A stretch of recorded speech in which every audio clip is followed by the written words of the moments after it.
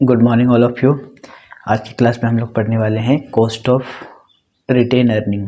ये अपना चैप्टर चल रहा है कॉस्ट ऑफ कैपिटल और उसमें क्वेश्चन आंसर की सीरीज में हम लोग कर रहे हैं आज की topics cost of retain earning. तो कॉस्ट ऑफ रिटेन अर्निंग कैसे निकलता है और उसको जानने के लिए एक छोटा सा कंसेप्ट समझना होगा कि ये कॉस्ट रिटेन अर्निंग होता क्या है। देखिए एक इनकम स्टेटमेंट बनाता हूँ। सबसे पहले होता है सेल्स में से माइनस करते हैं वेरिएबल कॉस्ट। ये एक इनकम स्टेटमेंट को समझ लीजिए, उसके बाद आपको इसमें बहुत सारी चीज़ें समझ में आएगी, आगे भी ये काम आएगा। सेल्स में से जब हम वेरिएबल कॉस्ट माइनस करते हैं तो उसको बोलते हैं कंट्रीब्यूशन, और कंट्रीब्यूशन में से फिक्स्ड कॉस्ट माइनस करेंगे तो उसे बोलेंगे EBIT, earning before interest and tax. उसमें से माइनस किया जाता है इंटरेस्ट, और इंटरेस्ट माइनस करने के बाद जो रिजल्ट आएगा उसको बोलेंगे EBT, अर्निंग बिफोर टैक्स। फिर उसमें माइनस करेंगे टैक्स माइनस करने के बाद जो बचेगा उसको बोलेंगे PAT, प्रॉफिट आफ्टर टैक्स। अब टैक्स इंटरेस्ट ये सब पेमेंट करने के बाद जो प्रॉफिट आ गया उसमें से प्रेफरेंस डिविडेंड पेमेंट किया जाता है। प्रेफरेंस शेयर वालों को डिविडेंड दिया जाता है, और प्रेफरेंस वालों को डिविडेंड देने के बाद जो रिजल्ट आएगा, जो अमाउंट बचेगा, वो अमाउंट होता है इक्विटी शेयर होल्डर्स लोग का profit available to equity share holders. ये जो कल लास्ट में प्रॉफिट बच गया वो इक्विटी शेयर होल्डर्स का प्रॉफिट होता है। एक बार दोबारा से समझ लीजिए इनकम स्टेटमेंट किस तरीके से बनता है। सेल्स में से जब हम वेरिएबल कॉस्ट माइनस करते हैं तो उसको बोलते हैं कंट्रीब्यूशन, और कंट्रीब्यूशन में जब हम फिक्स्ड कॉस्ट माइनस करेंगे तो उसको बोलेंगे EBIT, earning before interest and tax. उसमें इंटरेस्ट का पेमेंट किया जाएगा, और इंटरेस्ट का पेमेंट करने के बाद जो रिजल्ट आएगा उसको बोलेंगे EBT, अर्निंग बिफोर टैक्स। फिर उसमें टैक्स का पेमेंट किया जाएगा, और टैक्स का पेमेंट करने के बाद बचेगा PAT, प्रॉफिट आफ्टर टैक्स। तो टैक्स वगैरह पेमेंट करने के बाद, इंटरेस्ट पेमेंट करने के बाद जो अपने पास प्रॉफिट बचा कंपनी के पास, उसमें से प्रेफरेंस शेयर वालों को डिविडेंड डिस्ट्रीब्यूट किया जाता है, और डिविडेंड देने के बाद प्रेफरेंस वालों को जब डिविडेंड कंपनी डिस्ट्रीब्यूट करेगी उनके बाद जो फाइनल अमाउंट बचता है वो होता है इक्विटी शेयर होल्डर्स का पैसा। अब ये जो अपने पास इक्विटी शेयर होल्डर्स का जो अमाउंट बचा हुआ है प्रॉफिट, इस पैसे को कंपनी अगर शेयर होल्डर्स में बांट देगी, इक्विटी शेयर होल्डर्स के बीच बांट देगी, तो उसको बोलेंगे इक्विटी डिविडेंड। और अगर इस पैसे को कंपनी अपने पास रखती है फर्दर किसी प्रोजेक्ट में यूज करने के लिए, तो उसको बोलते हैं रिटेन अर्निंग। क्योंकि आज की टॉपिक्स है रिटेन अर्निंग पर, तो इसलिए ये जानना जरूरी था कि ये रिटेन अर्निंग होता क्या है। तो इसी पैसे का इस्तेमाल कंपनी, जो रिटेन अर्निंग है उस पैसे का इस्तेमाल जब कभी नया प्रोजेक्ट वगैरह बनता है तो उसमें पैसे इन्वेस्ट करती है, तो इसको बोलते हैं रिटेन अर्निंग। तो आज के हमारे जो टॉपिक्स है वो है इसी पर कि इस रिटेन अर्निंग का कॉस्ट कितना होता है। अब तक हम लोग 3 कंसेप्ट कर चुके हैं, कॉस्ट ऑफ डेब्ट, कॉस्ट ऑफ इक्विटी और कॉस्ट ऑफ प्रेफरेंस। चौथी वाली कंसेप्ट है cost of retain earning. Retain earning का कॉस्ट कैसे निकाला जाता है। जिस तरीके से डेब्ट का कॉस्ट निकालता था, प्रेफरेंस इक्विटी का भी कॉस्ट निकालता था, वैसे ही रिटेन अर्निंग का कॉस्ट कैसे निकाला है वही हमें इसमें सीखना है। तो रिटेन अर्निंग का कॉस्ट निकालने के लिए देखिए क्या करना है। 2 फार्मूला यूज करेंगे। नंबर 1, यदि कंपनी कॉर्पोरेट डिविडेंड टैक्स स्वयं पेड ना करे, क्वेश्चन में लिखा हुआ रहेगा कि अगर company corporate dividend tax paid कर रही है या नहीं। अगर company corporate dividend tax, dividend pay लगने वाला टैक्स को बोलते हैं कॉर्पोरेट डिविडेंड टैक्स, जो कि कंपनी गवर्नमेंट को पे करती है। तो अगर कॉर्पोरेट डिविडेंड टैक्स गवर्नमेंट मतलब कंपनी पे कर रही टू द गवर्नमेंट, तो ये वाला फार्मूला लगाएंगे कि R equal to KE into 1 minus tax into 1 minus B. यहाँ पर B का मतलब होता है ब्रोकरेज, क्वेश्चन में लिखा हुआ रहेगा, और K मतलब होता है कॉस्ट ऑफ इक्विटी या फिर कॉस्ट ऑफ या required rate of equity share holders.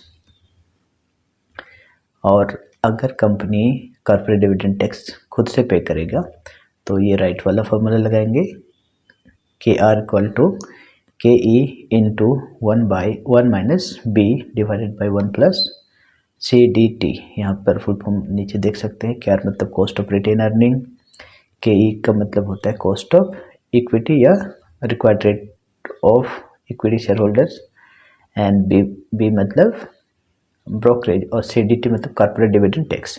तो ये दोनों फार्मूला का यूज करके हम लोग क्वेश्चंस बनाएंगे। हम दोनों का एक एक क्वेश्चन बना के दिखाते हैं। तो अभी की क्लास में हम आपको एक क्वेश्चन करके दिखाएंगे और नेक्स्ट क्लास में दूसरे क्वेश्चन। तो आइए देखते हैं, इसको समझने के लिए एक क्वेश्चन करते हैं। Question number 1। सबसे पहले क्वेश्चन में क्या देखना है? क्वेश्चन में पहचानना है कि कॉर्पोरेट डिविडेंड टैक्स कंपनी पे कर रही है या नहीं। अगर पे कर रही है तो सेकंड वाला फार्मूला लगाएंगे। कॉर्पोरेट डिविडेंड टैक्स कंपनी पे ना कर रही है तो फर्स्ट वाला लगाएंगे। यानी जब डिविडेंड डिस्ट्रीब्यूट करती है शेयर होल्डर्स को, तो उसमें क्या होता है कि जो शेयर होल्डर्स होते हैं वो ये डिविडेंड उसके लिए इनकम हुआ, तो उस इनकम पर उनको टैक्स देना होता है शेयर होल्डर्स को।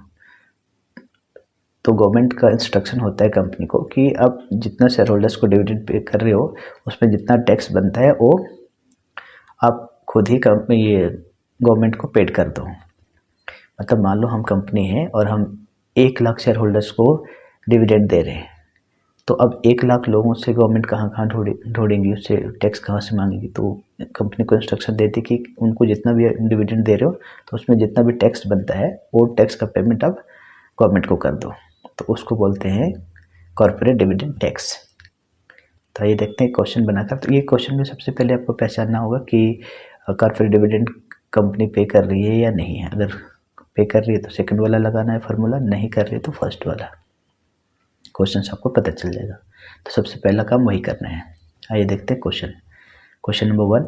Y limited retains 7,50,000 out of its current earning. जैसा कि आपको बताए थे कि जब कंपनी पैसे कमाती है, सारे टैक्स पेमेंट करने के बाद, प्रेफरेंस शेयर होल्डर्स को पेमेंट करने के बाद जो पैसा बच जाता है तो वो इक्विटी शेयर होल्डर्स के पैसा होते हैं। और उस इक्विटी शेयर होल्डर्स के जो पैसे होते हैं उनमें से अगर कंपनी डिस्ट्रीब्यूट कर देगी शेयर होल्डर्स के बीच तो उसको डिविडेंड बोलते हैं, लेकिन अपने पास अगर रखेगी तो उसको रिटेन अर्निंग बोलते हैं।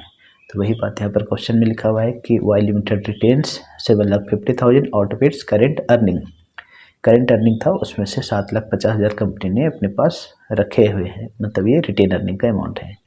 The expected rate of return to the share holder if they had invested the funds elsewhere is 10%। बोल रहे हैं कि अगर इस पैसे को कहीं और इन्वेस्ट किया जाता तो शेयर होल्डर्स को कितना मिलता? 10% का इनकम होता। जो पैसे हैं रिटेन अर्निंग कंपनी ने अपने पास रखा है, उस पैसे को कहीं और अगर इन्वेस्ट करते तो उसको 10% की रिटर्न मिलती है। तो ये है तुम्हारा KE, जो आप फार्मूला में लिखे हो ना, KE वाला, ये वाला।